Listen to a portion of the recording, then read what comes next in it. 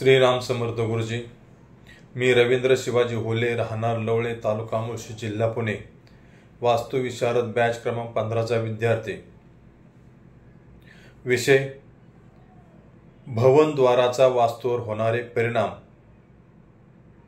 गुरुजी, काल आपण भवनद्वार व त्याचा वास्तूवरती जे काही परिणाम होतात ते शुभ आणि अशुभ हे दोन्ही पद्धती सांगितलेले आहेत आणि त्याचाच एक अभ्यासाचा भाग म्हणून आजचा हा गृहपाठ मी करत आहे।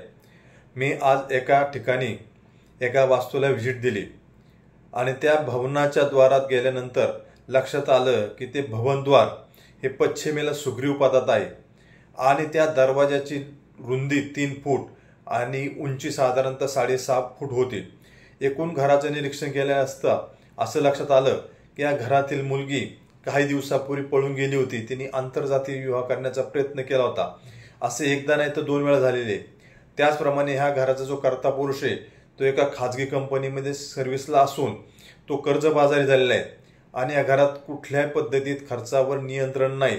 तिसरी गोष्ट, घरातला जो कर्ता मुलगा आहे म्हणजे कर्ता पुरुषाचा मुलगा तो कुठल्याही पद्धतीचं काम करत नाही, तो फक्त झोपून दिवस काढतो। एकंदरीत या सगळ्या गोष्टीचा विचार केला असता असं लक्षात आलेलं आहे की सुग्रीव पदावरती जर दरवाजा असेल तर घरातील कर्ता पुरुष कर्जबाजारी होतो, जे अनियमित खर्चाचं प्रमाण वाढतं। त्याचप्रमाणे घरातल्या मुलीवरती आंतरजातीय विवाह होण्याचा प्रयत्न होऊ शकतो आणि सगळे घरे विनाशाकडे जाण्याचे जास्त चिन्ह असतात, असा एकंदरीत या अभ्यासावरून निष्कर्षास आलेला आहे। धन्यवाद गुरुजी।